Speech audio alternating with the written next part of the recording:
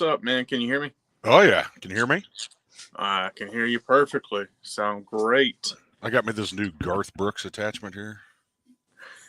Half the time, my mic they could never hear me, so I got this deal. Yeah. Well, I've got a wireless mic that I use for this, and man, that thing was giving me fits this morning. So whenever you were like, oh, "I've got to reinstall this or that," I was like, "Well, You that know, actually works."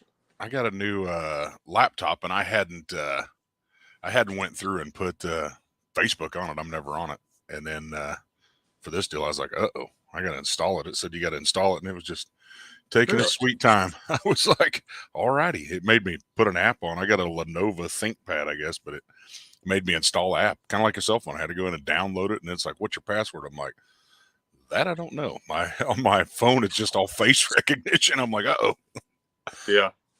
I was like, I've never had anybody have to install this, I but hadn't either. I've never had it on my. I've never had Facebook on my laptop before. well, I'm not even talking about Facebook. I'm talking Oh, about from. I didn't even have Facebook on there, and the only place I could get that attachment is when you sent it through me through Messenger. So Yeah. I should have said to email it to me probably, but Oh, okay. I got you we're now. I was like, we're oh, he good. can't. I see. You couldn't access that on the Yeah, then I computer. got Facebook on it. It was like install Messenger. I'm like, oh man. So I had to go back. I thought it was all the same thing. Yeah, it's like, it's pretty much just click the link and it's Yeah, everything that's self you would contained think. here. You would think, wouldn't you? Yeah. Well, we got it. We got it worked out, right? Yeah, yeah. Awesome, man. Um, I'm got you here. So I'll go ahead and get started. Basically, what I'm doing is we're live streaming this to Facebook currently.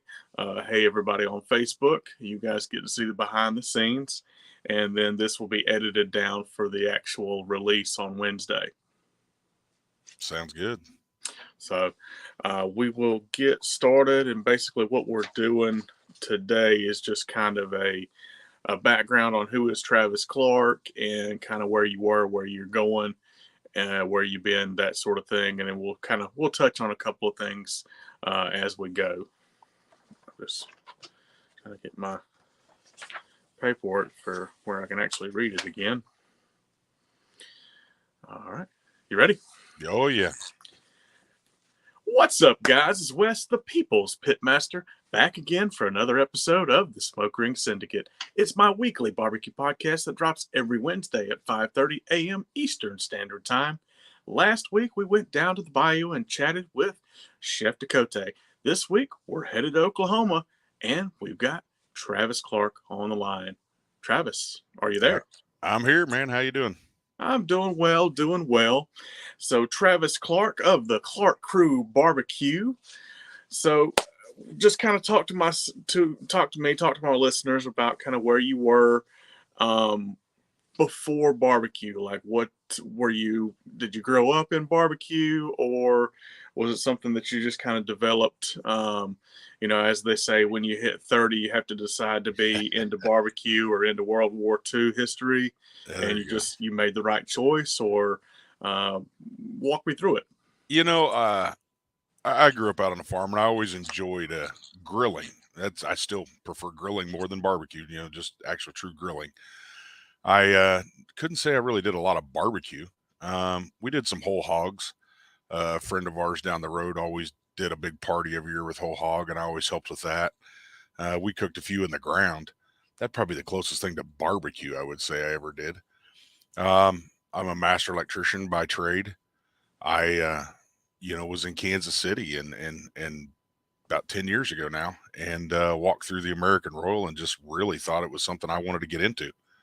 You Yeah, know, at that time, I had never cooked a rack of ribs or a brisket in my life. You know, I'd done some pork butt at home just to, but most of that stuff was just to make pulled pork, not, no, nothing competition. yeah. Just wanted to get into it. So, you started off your barbecue career, I guess, in right at 2012. Is that Yeah. right? Yep. Yep. And just one short year later, you're reserve grand champion at the Yeah. Royal. That was my 10th contest ever. We reserved it and 180 brisket also. Yeah, I was like, I was looking, and I'm like, I talked to a lot of people that have been in the business for 20, 30, 40 years. You know, Dr. Barbecue is talking about, oh yeah, you know, the late '80s, early '90s when we started barbecuing, and you started 2012, and here we are, 2023. You've got, I mean, what you know, you've got the restaurant, and seems to be a second restaurant coming. Yeah, yeah, we hit it hard. I mean, it was never my goal to have a restaurant, to be honest with you. My goal was to compete. I wanted to be the best. I mean, I wanted to win, want to win a world championship.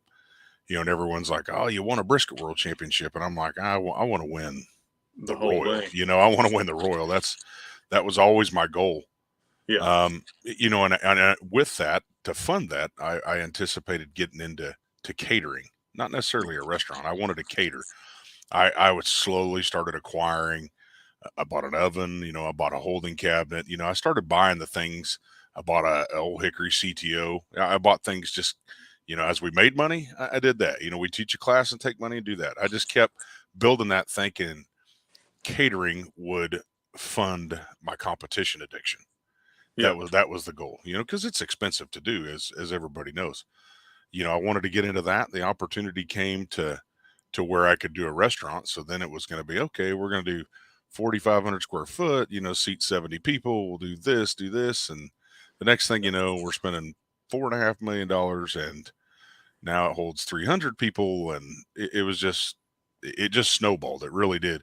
And we've yeah, been very fortunate that it stays busy. I mean, it's yeah, super busy. yeah. Today, today being Mother's Day, I mean, it will do probably $25,000 in to-go sales. Holy cow. It's unreal. Yeah. So we fast forwarded a little bit through Yeah, yeah, I did that. there, but the 2012 start to the 2013 reserve grand Yeah. at the Royals is massive. Oh, it I was mean, so fun. you've That's when got you really met everybody. I mean, I didn't know anybody. You met everybody there.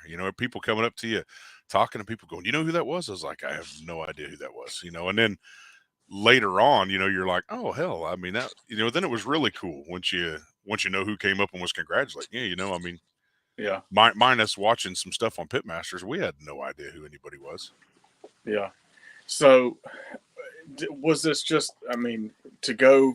I mean, 1 year and not even a year, 10 contests, and go from zero to second in line, perfect brisket. Like, did you do a lot of cooking at home? Did you take 40 I've classes? No, I took one class. I took Rod Gray with Pellet Envy's class. I took one Okay. class. Now, that's not true. Years before that, I had took a Kelly Works Four Legs Up class in Great Bend. My ex-wife's grandma, Wilma, she lives in Great Bend. We went up there to her house for a weekend and helped some stuff around there. And I went to Kelly's restaurant and we'd ate, and he had a deal on the door, and it was like, I honestly think it was like $25 or $50 rib class or something. Come eat and try ribs. And, and I was like, "Hey, you care if I run out and do this?" And they're like, "No, have at it." So they went and did their thing. And I ran out to that class for a couple hours and did that. And just remembered wow, I mean, this dude throws some flavor at things, I mean, things, at home, I'm a salt and pepper and I was this, just pretty basic. Yeah. Tried that. And that was probably the first exposure I had to anything competition. And I wouldn't say it was a competition class. I think Kelly was just doing a rib class. He cooked them several different ways, different flavors. And went home. I never cooked ribs, but I imparted flavors from that, I guess, kind of did some things. And until they quit making it, I actually used a process from that class in my ribs in competition until they quit making it. And it was that bacon base, miner's bacon base. Okay. Something that I just imparted a flavor. That was the biggest thing I took from that. I think if I took that class now, I'd learn a lot more. But when you'd never do anything about ribs and you sit out there in a 2-hour class, you're just eating the food going, wow, holy crap, Yeah. that's not something you get at the store. Yeah. And then for competition, I went and took Rod Gray Pellet Envy's class. I took that. I didn't even own a smoker. I mean, I just went and took the class and figured it all out. I think it was like a March class, something like that. And then we did our first competition like in July or something. And I got my smoker out of the body shop. I mean, just got painted. It smelled like smoke at the or like paint at the competition. So, but I cooked the first contest, literally looking at that notebook, like, okay, it says I should do this and I should do this, and did Wow. well. Did well. 180 the bison category they had. Second in ribs, maybe a 6th or 7th chicken call. I just didn't get my pork and brisket done. They were tight, but I mean, I finished middle of the pack first time out against some really good teams. Yeah, and that's good and bad because It it's hooks you. great because It you're hooks you. like, heck yeah, and it's bad like, oh crap, You I'm know, hooked. I left that thing literally thinking, man, if I could just have one more hour, to have that brisket stuff done. And the biggest thing is it's going off of temperature, but I didn't know the flow of that pit or nothing. I just didn't give myself enough time. That was Yeah, it. 100% was just pure time. yeah, Flavor was good and everything. I just didn't give myself enough time. yeah. That's. I mean, boy, you'd have been hooked even worse than you are now. Oh, geez. I mean, yeah, I couldn't imagine. It was pretty bad then. I mean, I enjoyed it. It was, I was always a guy that I'm a Harley guy. I like going out and riding my Harleys and stuff and doing that. And as we got kids, it was like, well, it's pretty tough to do. What can you do? And you see when you walked around the world, you see all these people and families and kids riding around on scooters and everything. It was like, so we can get into this, do it kind of as a family, Yeah, eat good barbecue and have fun. Yeah, it sounds like something I should do. That's kind of what hooked me. yeah. Well, and I mean, it's a family atmosphere Yeah, to for sure. to a point. Friday night's a little less family oriented, but like, barbecue is a fellowship of friends and family. So I mean, makes perfect sense that you would equate that with it. So we're walking through 2016, 2017 is when the big one came, right? Yep, yep. We had won Team of the Year in 2015, and we had some big moments at the Royal. I mean, Mhm. we'd finished in the top 10 several times and done well. 2016, I think we won ribs there. That's the only time at the Royal I called to win ever. I mean, I stood up and told Wade, my buddy was standing there. I said, "Do I look real like a dick if I start walking down there now?" And he's like, "Are you serious?" I said, "Oh yeah." And I got up and I took like 3 steps, and then they called my name, and I was like, "And there you go." I mean, you could never cook a more perfect rack of ribs and cooked them perfectly. It was perfect. I was like, there's no way any judge could mess this up. I mean, it was the most perfect cook I ever had. Yeah. But yeah, Well, it's the whole 2017 season. yeah. Well, Um, I kind of set out that season. 2015 we'd won Team of the Year, and 2016 I tore my knee out, had knee surgery. I mean, it was just a rough year, and I think we finished 4th or 5th, something like that overall. And I kept getting all these messages from people like, "Oh man, kind of a down year for you," and all this. And I was like, "Are you kidding me?" I was like, "Nobody's done what I've done in this short amount of time." I was like, "Look at the stats," and yeah, it just kind of made me mad. And I told my ex-wife, I was like, "Look, I'm gonna go after it hard this year." I was like, real hard. I was like, "I'm not gonna leave a point on the table." I said, "I'm only gonna try to cook max point contests." I said, "I'm going to cook a tough schedule. I'm going to put on a ton of miles." I said, "I don't care if I got to go to Florida." I said, "If that's where the max point contest is, that's where I'm going." And it was tough to drive by a 30 team contest that you love to get to a 35 teamer 4 states away. It was yeah, tough. It was tough, but I was like, I'm not doing it because in 2015, that's what really set the stage for 2017 is because it was down to I had more wins, I had more head-to-head wins, I had everything you wanted, yet we were this close on points. yeah, And I was like, that's ridiculous. I'm not, the way it worked, I was like, I'm not doing that again. I said, I'm going to go after it crazy. And in 2017, was it July, we maxed out the point system already. yeah. Well, and I was going to ask about that, and just it's KCBS that we're talking about. If you're not Yes, familiar yes, with yes. where Travis cooks, or who Travis cooks with as far as associations, but maxing out the point scale, like, is that something that has been done before? It had never been done then. Okay, so it's another feather for the cap. I mean, it was just something I went for. We ended up with 14 GCs that year Wow, out of 47, and I think 13, 12 or 13, at least 12, maybe 13 were max point.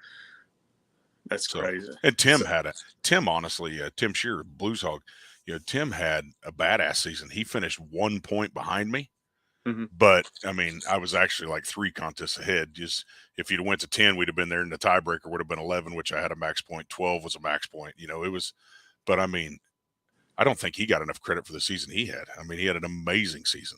Yeah. Yeah. Well, I mean, and they make great products that have put a lot of folks on a lot of I use stages them. too. Who don't? If you Yeah. don't use them, I think they're lying. Oh, Or haven't used them. I mean, it's truly the best sauce. I mean, yeah. we all It's make sauce. We all want to be like that. But I mean, I my competition sauce is so influenced by Blues Hog. It mhm. is. I mean, it's just I put my spin on it. Yeah. Oh, 100%. So we maxed out the points in July, and it's been another which 6 months. which took that took the pressure off. I think going to the Royal. I truly think when you truly felt like, all right, we've locked up team of the year, which you hadn't. I mean, you gotta, anything could happen the way Tim was cooking, but I mean, I felt like going into the Royal, I don't know if I'd ever been that relaxed ever, Yeah. and now I'm always that way there, but it was just, I felt like I had no pressure on me, nothing to prove, Yeah. and just went about our business like normal, had it all going, and just had an amazing cook. Just really had a good cook. And at the Royal, it's not like you have to have the cook of a lifetime. Hmm. You just have to mess nothing up. Yeah. It's all about tables, and how many you can hit and who hits the good ones and who hits the bad ones. But I don't think bad food has ever won a contest like that. But I think there's a lot of great food and deserving food that doesn't win. Yeah. There's a lot of guys that have had great cooks there. Oh yeah. 100%. I mean, I've I've tasted a lot of those folks' food, and Yeah. I mean, it's I don't think bad food wins. no. People tell me every year, oh, somebody's food is just terrible. I know guys that, I mean, that have won it. I know one year Darren told me his brisket wasn't great and Darren won it. His Yeah. not great and half the other fields pretty good is probably still a mile apart. I mean, that's just, Oh that's yeah. the reality of it. I Yeah. mean, Well, and especially when you hear, "Oh, I had a bad cook," from the guy that cooked it, and then he's on the stage, walking yeah, it laugh. just, yeah. And my thing is what I would view as a bad cook, if I think, this was a little tight and it hits, all right, so where was I right or were the judges right? Yeah. So Well, then, you got that, and then you've also got how long did it take to get to the table, and did that soften sure, it up? Did that sure, did sure. that firm Or up the ribs? if it was over, did it tighten them back up a Yeah. little bit? I know Well, especially when I cook ribs at the Royal, I shoot them over yeah, almost every time. yeah, Knowing that hey, it's going to be 30 minutes. hmm And when you've done that before, I think of your contest leading up to that. Say cook a rack of ribs and leave some out for 30 minutes. And hmm are your ribs good enough to turn in at the Royal? Chances yeah, are probably not. yeah. Oh, 100%. That was my thought process whenever I started competing. I'm like, okay, well, because I judged for a long time before, and I was like, okay, well, I know, what time turn up in is, and then what time the judges are actually sitting down. I'm like, all right, so I've got to kind of have to plan for this to sit, Hmm. idle for a little And while. So ask anybody that's judged, did you have any warm food today? yeah, Chances are the answer is no. yeah. It's Well, so what you got and it. Your food's got to eat good cold. I yeah, mean, it's well, the reality of it. and if you can get it to the table a little bit warmer than somebody else's, Hmm. the brain space is going, boy, this is a little bit better because it's Oh yeah, warm. oh yeah, yeah, It's how you're supposed to enjoy it. for sure, for So sure. we maxed out the points in July. Have you figured up how many points you would have had if Could if the keep point going. scale went higher? No, no. I set a goal for myself that year, and I wrote it in an envelope of everything I wanted to do. I wanted to win rib team of the year because for like a couple years I led ribs all year long and lost it late in the year. And I was back then I was cooking some compart ribs, and I was like, all right, late in the year when they got thinner and they just wasn't there, I was like, I don't care, man. I was at a grocery store and I didn't pass up a rack of ribs. I mean, if I seen a thick rack, and I don't care if it was Tyson, Prairie Fresh, whoever, if I found a good, thick, good looking rack of ribs that was marbled well, Hmm. you know, I I froze them. I stuck them in the freezer all year. And then the year when my ribs started getting thin and wasn't great, I was like, okay, get 2 racks out of the freezer, get 2 racks out of the freezer. Yeah. So that was a goal. I wanted to win rib team of the year, brisket team of the year. I did not write down as a goal, but I did put on there that I was going to max out the point system. Yeah. And I can remember calling my ex-wife when I was leaving the contest. I said, "Open that deal up," and she did, and I was like, "Told you I'd do it." You know, and I mean that was in July, so that's That's crazy. But yeah. That's and that's kind of what I was getting at. I was like, this guy came from like he's an electrician and now he's a world championship barbecue guy and like it's really inside of it's really not that much different. You know, I mean it's you've got to shoot for doing everything right. You know, you got to have that mindset of not messing up. You know, you screw up barbecue, people just don't like it. You screw up yeah. electrical, you could die. Oh yeah. Well, and I try not to mess with the electrician side of stuff. Yeah, you know, but Not, I mean, it's really I don't think I think my inspection. I got into doing a lot of inspecting and stuff when I was in the oil field and things on electrical and inspecting entire plants during construction and stuff. I truly think that eye for detail helps a barbecue. oh, I mean, 100%. I mean, yeah. I 100% credit to that. So. Oh, 100%. I don't disagree at all. Um, so, have they changed the point system? Does it go any higher now since you blew Nope, the top of it off, or nope, is it still the same? nope, no, and I don't think they will because the way competition barbecue is right now. I mean, you can win team of the year on 5 or 6 wins now. You know, I mean, they're just Yeah. it's just not enough people out cooking and not enough big contests to matter. I mean, it's going to be a long time for you to see somebody max it out again. There's just Yeah. it's hard, and I mean, there's probably there's able cooks out there to do it, but I mean, finding 35 team contests right now that's tough. You know, that's tough. You know, Yeah. you're having to cook a first year 15 teamer if it's a qualifier. You're having to cook a 25 teamer if it's a qualifier. You know, the guys are cooking ones that are qualifier. Everybody wants that jack one, but there's not a lot of big contests out there. I look at it still. I'm not out competing a lot, but I mean, there's just not there. You know, the probably the hottest cook in the country right now. You know, I think Bushmaster's on a roll, but I mean, he hadn't cooked a ton or hadn't won a ton of max point contests because they're just it ain't him. That ain't the option. You know, there ain't a Yeah. lot of them out there. Yeah. So we'll get through. We got through 17, and in 18, you spent a little time with Famous Dave before the restaurant, right? Yeah, yeah. They came to Um, me with a partnership to do my restaurant, and mhm. while we were doing the construction of mine, the deal was I was going to bounce around to theirs, give them my insight on how I think barbecue should be. You know, what can I do to help their barbecue, and at the same time, I learned a little bit. You know how a restaurant is run. You know, so it was kind of a win-win for both of us. Oh We yeah, did that pretty that's much that whole year while construction was happening on mine. You know, well, I wouldn't say construction, a lot of planning. It took a long time on mine. We didn't really get hard in construction on mine until 2019. But yeah. Well, and that's what I was kind of looking, thinking, and looking back. I was like, I feel like he worked for Famous Dave for a short period of time, yeah, yeah, I did. and I did that. For about a year, and yeah, then we got into where Clark Crew was happening, and I got real busy with that. yeah. Oh, 100%. Um, Famous has been a guest on the show, and man, he's an awesome human being. He really is. So I mean, a lot of people don't know it, but there's two different things. I mean, there's Famous Dave's, and then there's Famous Dave Anderson.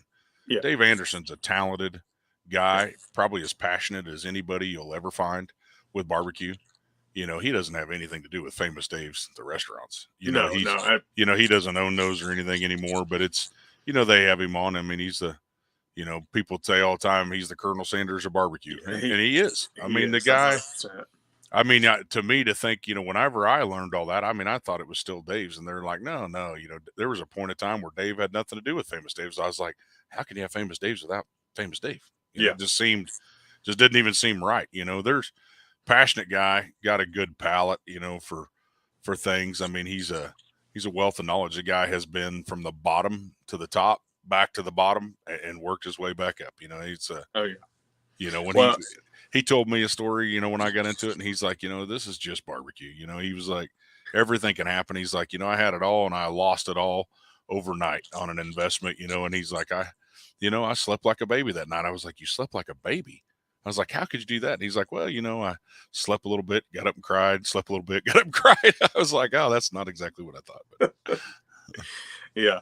Well, and the reason I say, oh, Famous Dave, just because if I say Dave Anderson, some people don't necessarily equate who I'm talking yeah, about. yeah. But the Famous Dave's moniker, or Yeah. head, Yeah. figurehead kind of. Dave himself, you can't get a much better guy than that. I mean, he's a genuine guy that, without him directing the company of Famous Dave's towards me, I probably wouldn't have this.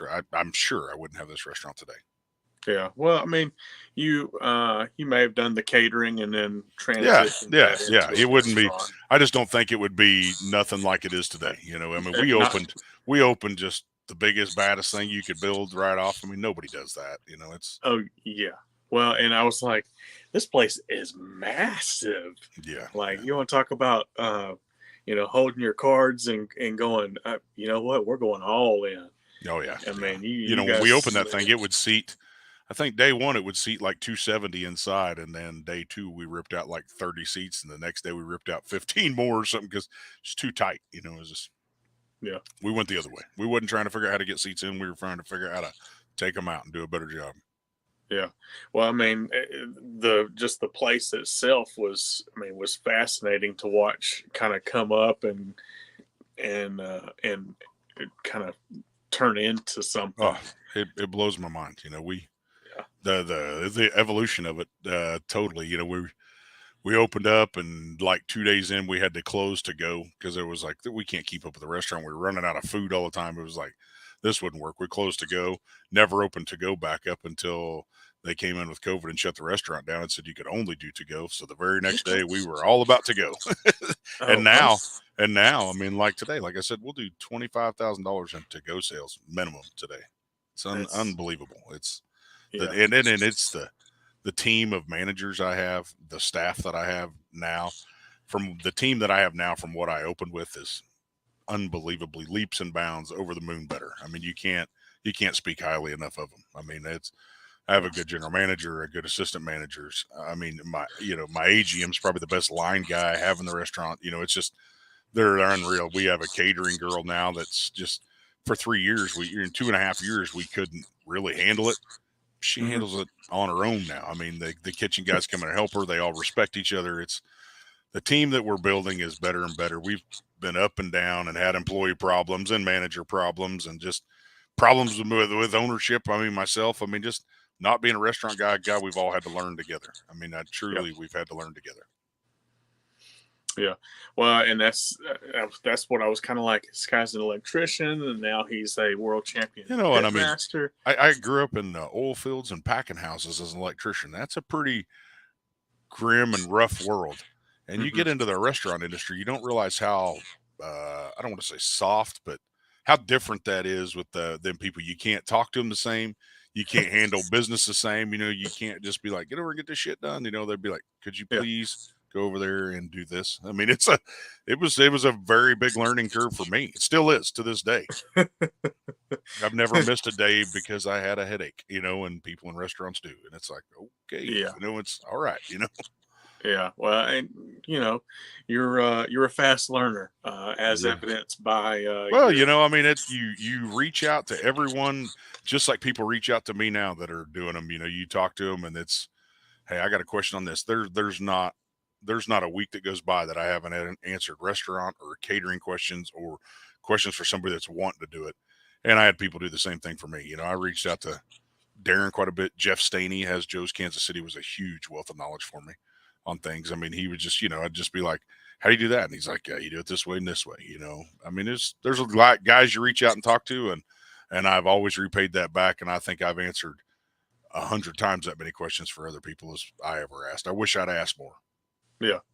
So, I mean, when you get these questions being asked, is there ever a point where you go, "You're asking the guy, I'm an electrician," or have Yeah. you transitioned in your mindset of I'm a restaurateur? I think I still think myself a lot of time as an electrician, because I go in my restaurant and I'll be like, there's a light bulb out. Hey, let's get that fixed. Or there's this, hey, there's a broken cover plate. Let's go make sure we go down the street and get one now. That electrical side of me, I think, is my first instinct still. Hmm. But that eye of detail is the same thing as, hey, why ain't there a cover on that? Why is that over there? There's something over here. There's a grate not on the floor. Why is that off? Just whatever it is, you find yourself all the time doing that. It works really good with me and my GM he's a 40-year restaurant guy. He's been in it. I'm not. I've been in them 3 years, and Yeah. now me and him, we work together really well because what he sees and what I see. I'm the king of maintenance. What I've been into is like, hey, if you can fix it for $5 a day, you do it today because tomorrow it's going to cost 10, and a year from now it's going to cost 80. Yeah. So I'm the put the money into the restaurant as we go. If it needs something, do it. And talking Yeah. to him, most restaurant people ain't that way. He No. worked for Brinker and Chili's and them for 20 years, and he's like, you don't spend a dime on anything. He's like, if it's broke, oh well, figure out how to just get by without it. And I'm not that way. I mean, if I don't care what it is, it doesn't matter to me what it is. We'll find a way to fix it. It has to be Well, fixed. well, that's good. That's great for you in the restaurant. And the bad thing is, you're never going to be on any of the Restaurant Impossible shows, No, or no. have John Taffer yelling at you. I got to meet him. I mean, so that was cool. But there's a lot of that I hope to not be, and I don't want to be. I don't want to be on any of them. I don't. No, If no, that is we not get a goal. called, we get called from the local news stations, and my answer to them is no. They're like, hey, can we come up? No. I just don't like doing that stuff. The way things are portrayed is not how they are. I made Yeah. the mistake of doing one during COVID, and I mean, it was an hour-long thing. They talked to a whole bunch of restaurant guys, and they cut it down and pieced words together here and there, and it was like, what? It's like, Yeah. why would they do that? And it just so now they call and they're like, hey, can we get it? Nope, doesn't matter what's about. It's like, nope, Yeah. won't do it. Will you come on? Nope, I just won't do it. So we talked about the being the restaurant owner, and we'll transition into a restaurateur, having multiple restaurants. You're fixing to. How close are we on number two? Oh, we're ways away. We just a week ago, I got all the locks changed on it to where we're the only ones with a key. We got our architect. Architect is working on our drawings, and we've done 2 site walkthroughs now. So should have design finished up before too long. We have our general contractor. I got it all. I mean, even though we're probably tearing a lot of it out, I got a landscaping crew in to clean it all up, landscape it now just to make it look good. Until then, Yeah. it really looked like an eyesore, which surprised me. So I was like, go ahead, and I know we feel like we're wasting money. I'm like, make it look like it could open today, So Yeah. they went through doing that. So we got a ways to go. We're hoping this year, hoping November, December, I hope. And is it going to be the same size from No, jump? I wish it could be. It's going to be a little smaller. Going to turn out to be quite a bit smaller. So on my restaurant, we were 7,200 and some square foot, and then we built out for the smokehouse. Then we Yeah. added on a huge outdoor patio. This one is going to be that 7,200, but we have to build the smokehouse in. They won't let me Okay. expand. And there's going to be a patio outside, but nothing like what Oklahoma City's this great covered patio with turf out there and a stage for bands. There's just no way to do it here. The way Tulsa does it, they measure your roof square footage. You have to have X amount of parking places to match that. Even though I'm in the corner of a super Target Walmart and there's an extra 2,000 parking places, they Yeah. won't let me build out, or I would. I mean, I would love to build out and go bigger. Can They're you just not go going up? to. Not the way it's really designed. I mean, it would just be not cost effective to do. Okay. Huh, man. I know, but I mean, it's a great location. I think it's going to be a different approach than this one. This one, can get a little dead in the afternoon and it's busy at night. And the area we're going to, I think it's just going to be a busier restaurant more often. Yeah. I think it can do great sales. I mean, it's a great location. It's on a hard corner. Everything about it's really, really what you want.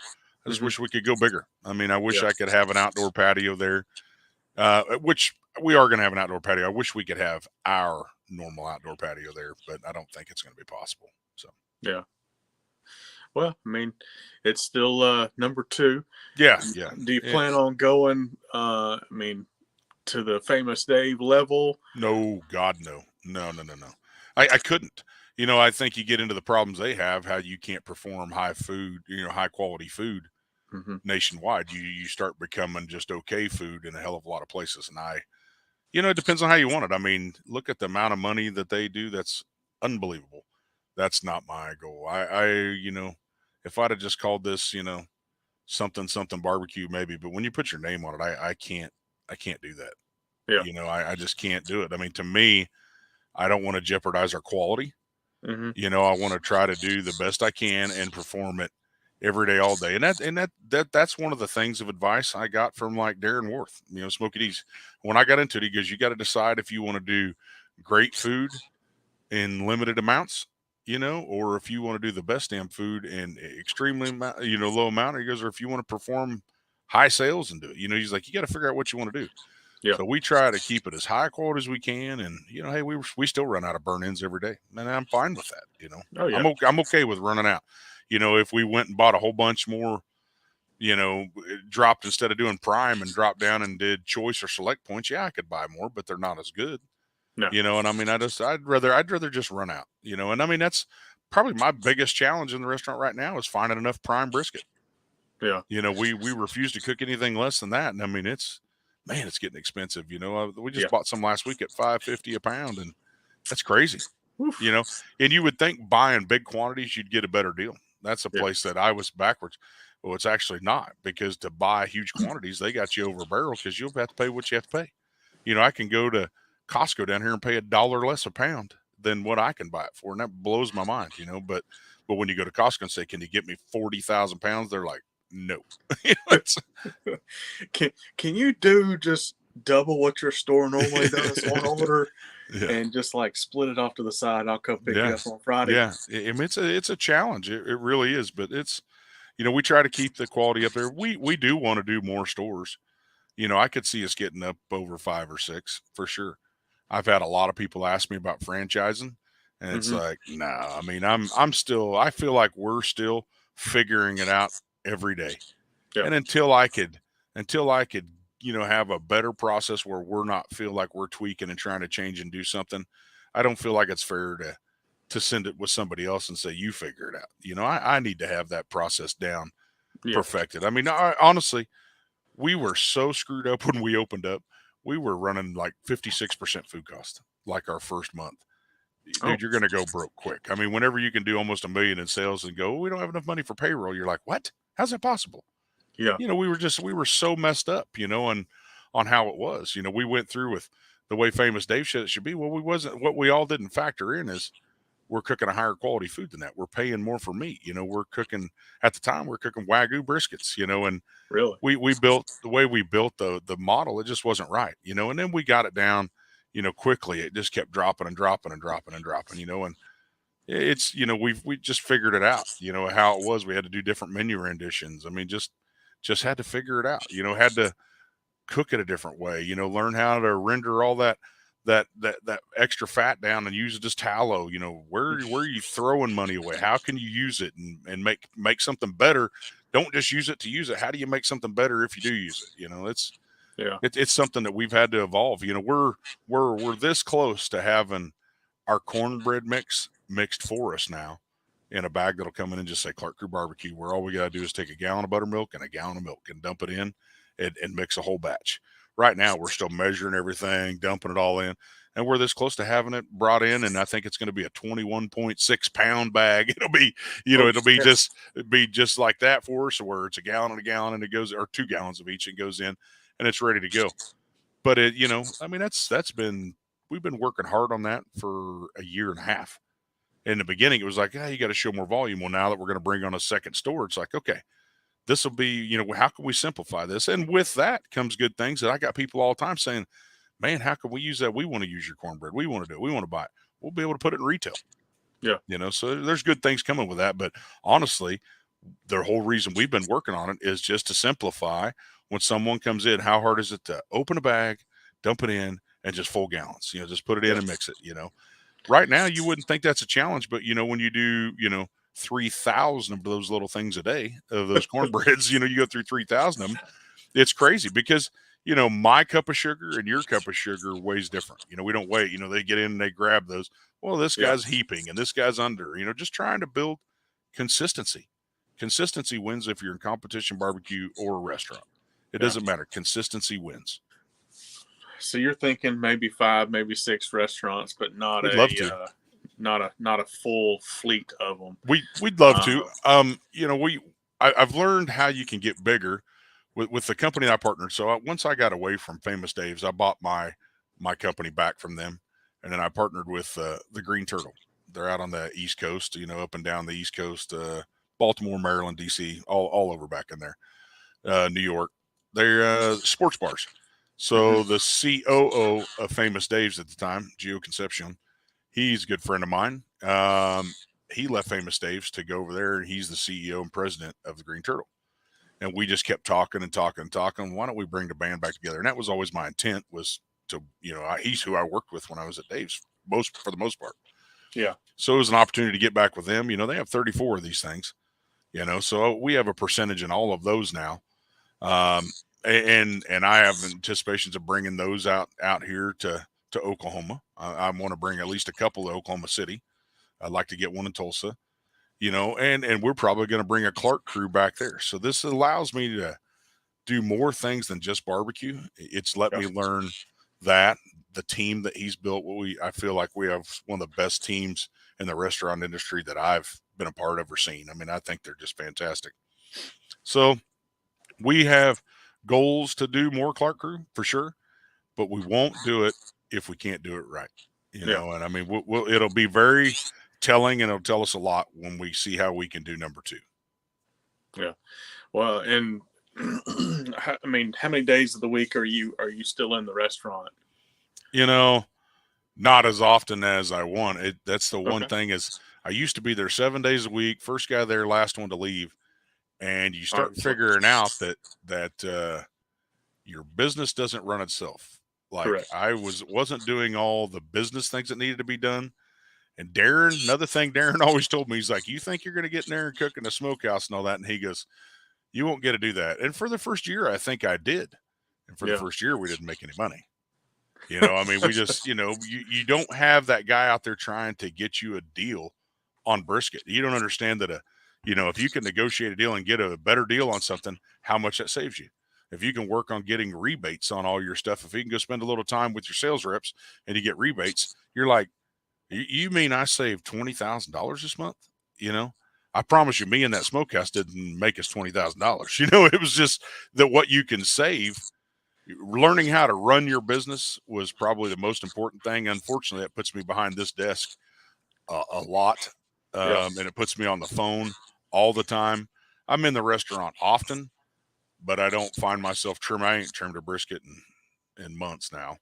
Yeah. But I mean, you find yourself getting to watch them cook them. I helped wrap some the other day. You run the smoker for a little bit, and it's like, all right, I got to get. You're in and out. And you communicate with the guys, and you learn to build and trust in your team. Yeah. I mean, I got a kid, Dakota, in my smokehouse who's a hell of a pitmaster. I mean, the kid's good. I mean, he's good. And you find out that if I can get down here and I can get my stuff done, I can pay him more. Yeah. If I can do that, you pay him more, and you just raise him up. And I don't know what he's came up in, probably 3 years, probably $6-7 an hour. You find out how to make money elsewhere, and you learn that, hey, he's a good guy, and you learn to trust that, hey, if he's got a question, he's going to call you anyways. When a pit's broke down, one of the old hickories ain't running the first phone call, I'm the first one. No matter what, I'm like, don't care day or night, I'm the first call you make. Then you can call the GM. You call me first. We get it going, and I mean, so you find myself doing a lot of that, a lot more of the maintenance side of it. There's a lot to that. Just trusting your team, and if I didn't have the team in there management wise, I think I'd still be stuck in there every day. And I don't think we'd be, now you find yourself trying to lower food cost to 0.5%. How can we get it down to 0.5%? When before we're like, well, we need to lower this 20%. Everything we're doing is wrong. Everything, Yeah. Well, and that's what I was kind of wondering, if you're still, if you've figured out a way to teach somebody how to cook your barbecue. Yeah. Or if you were still, what's crazy is, like, in our smokehouse, it's almost just easiest. And I think the best guys we find are guys that don't have experience. Now, Dakota had experience, but he was a smart enough kid to know, all right, this is how we do it. He didn't try to do his thing. Yeah. We've hired a lot of guys from other places, and you spend all your time trying to break their bad habits. Yeah. I mean, I just assume have a guy back there that wants to work, that enjoys it, and we'll teach him everything else. I mean, it just, you'll teach him. And I mean, that's what these guys we found. I got a couple Guatemalan guys back there. You show them how to trim briskets. Them dudes, I promise you, there ain't any of us in barbecue that can out trim these guys in brisket. The dudes they're workhorses, man. They just Yeah. and they love it. And a couple of them are like, look, all I want to do is trim. I don't want to cook. Okay, that's he wants to trim meat. That's what we're going to have him do. Yeah. He likes to come in and help unload the truck, so we make sure he's scheduled for Monday, Wednesdays, and Fridays, no matter what. And he's the guy that helps do the trimming. I mean, you find what people want to do and put them in a good position to do it. Yeah. Oh, 100%. I mean, it makes a whole lot of sense. It does, And but help is so hard to find. It's it is. so hard to find. When we opened up, we had 12 smokehouse guys. Now, not all the time, but for the shifts we had 12. Now we run 6, but Yeah. all of them, any one of them guys could outdo what the previous 5 could do. It's just so much better. I got a better kitchen manager. When we first opened up, I had probably the worst kitchen manager you could ever possibly hire. Just because it looked good on the resume, you find out it's like, this guy has no clue about anything. He Yeah. spent all his time trying to make soups. It was like, we don't do soup.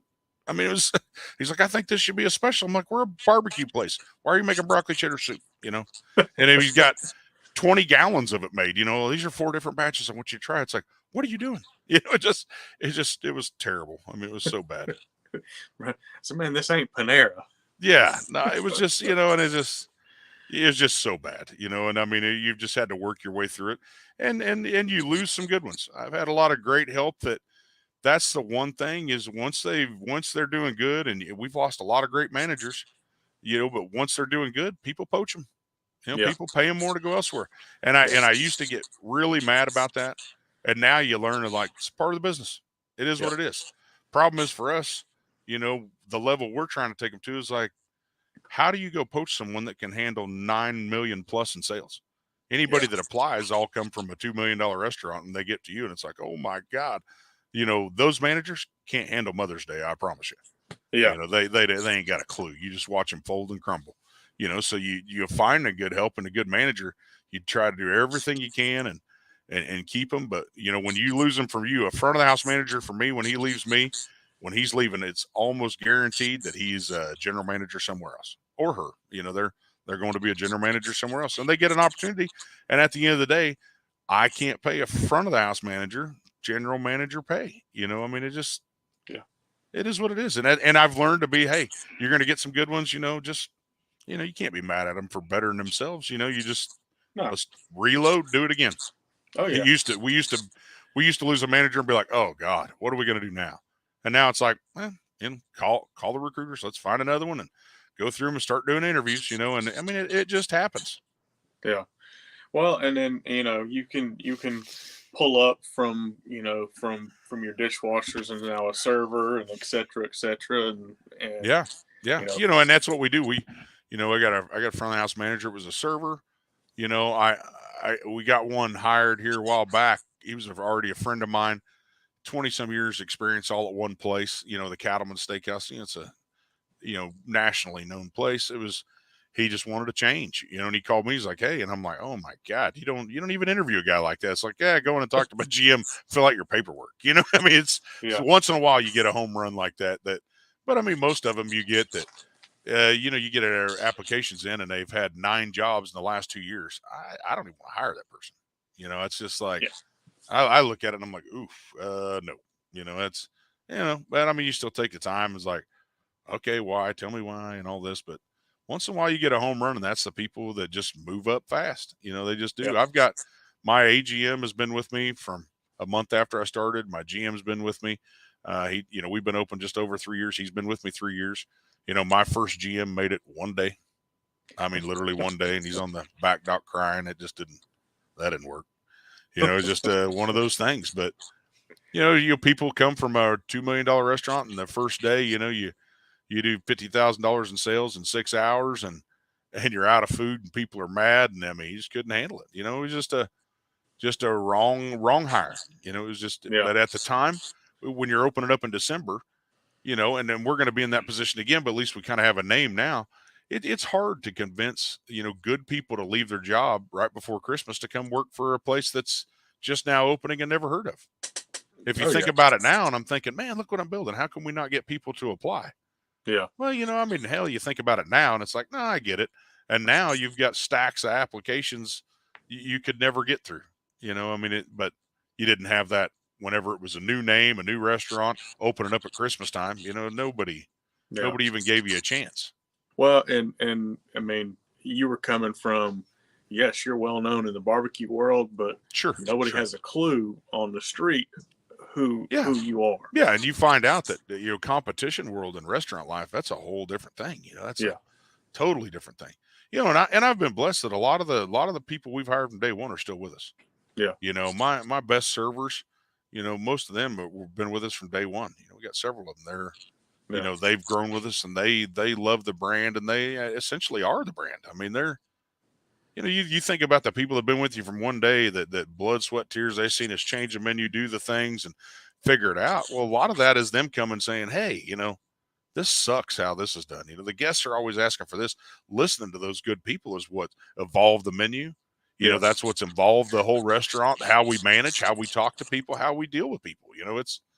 They're the ones that are like, you can't seat this way. The seating chart sucks. I mean, and a lot of times they're right. A lot of times they are, so. Well, we'll kind of, we'll table it from here. I've got, man, I probably sit with you for another 3 hours. But I wanted to touch on one thing that it was kind of earlier on in the conversation, but does it have to do with how lucky my wife is? It's Mother's Day. Not quite. No. Okay, just checking. Not quite. Just checking. But the 5XL logo. Yeah.